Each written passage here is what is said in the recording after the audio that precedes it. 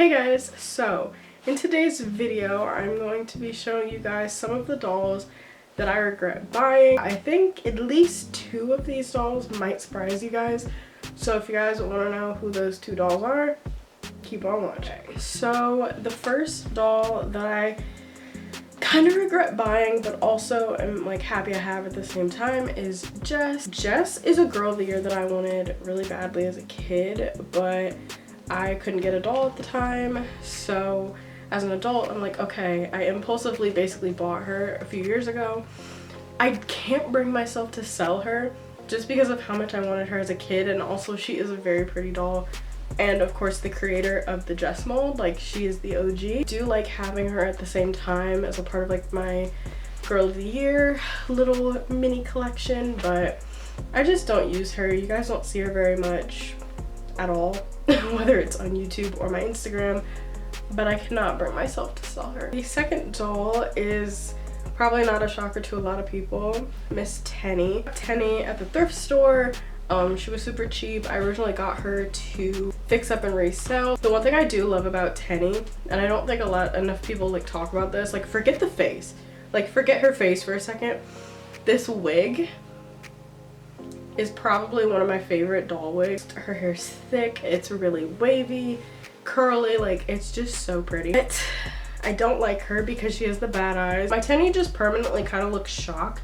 I hate her hands, like what is going on? I know they wanted Tenny to hold an instrument, but like this is just awful. Also like her face in general, like she's basically a number 24 but like with a different freckle pattern, which I am not a fan of her freckle pattern at all. I can't bring myself to sell Tenny either. At the same time, I'm like, okay, well if I desperately need to sell a doll, she's the first one to go. I kind of regret buying her, but at the same time she was a steal, but I don't use her, can't really take photos of her because of her eyes.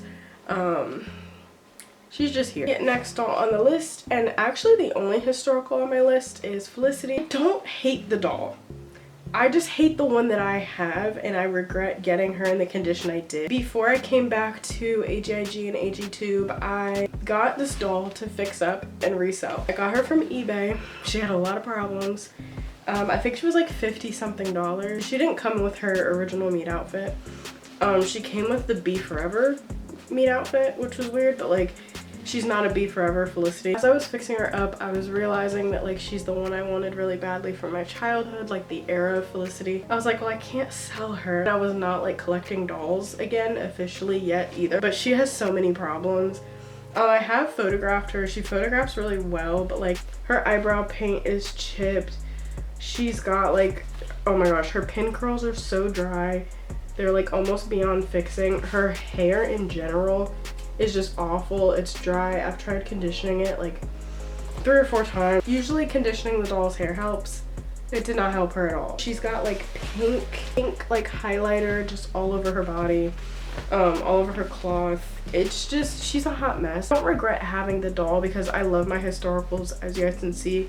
It's the bulk of my collection. I just regret spending the money on this one. The next doll on my list that I regret buying is my number 8, Amelia. I got Amelia from the same thrift store I got Tenny from. Basically, I think it's just the era of the number 8 that I have. She gives Chucky vibes. Like, does anybody else get Chucky vibes? She just gives Chucky, and like it's so hard for me to get past that. Like, she was a great price at the thrift store, but she kind of creeps me out sometimes. I really do love number 8, but she just, I don't want to sell her because she's the first girl of today I found at the thrift store. I've since found my number 10. So I don't want to sell her because of that. But at the same time, sometimes she creeps me out and it's uncomfortable. The 5th doll on my list is going to be shocking to a lot of you, especially because if you follow me on AGIG, I've taken a lot of pictures of this girl. This is Lila, Girl of the Year 2024. So I have nothing against this doll other than I think mine has a really wonky wig. I don't know if you guys can tell, but it's almost like there's a chunk missing. Cause see where this side's like parted and then there's just nothing here. I don't know, but I'm not one of those people to like exchange the doll because of that. It is what it is, and y'all can't really see the top of her head in photos anyway. My only thing with Lila is that she was an impulse buy. So from that standpoint, I regret buying her because I had no plans to get her even when the leaks came out.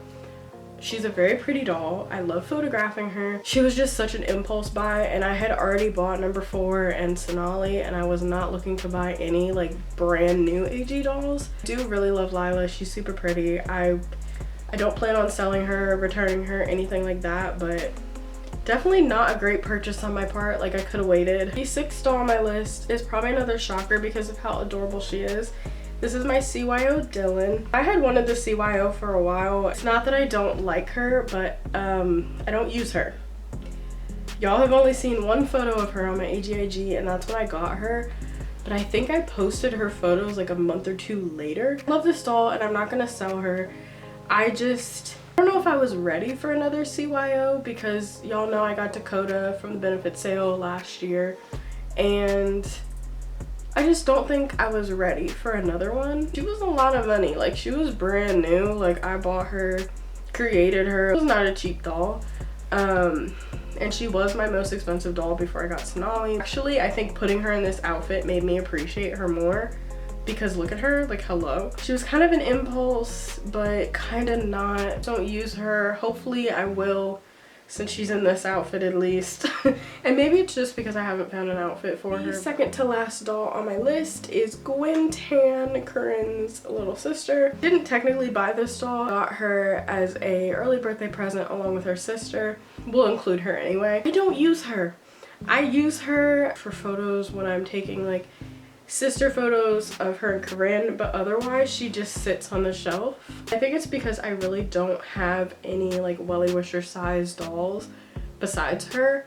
My mom has like all of them except Bryant, but I think they're cute, but I can't get into them enough to have more. And with that being said, I don't have a lot of clothes for her either. Her maid outfit's the only thing I have from her collection.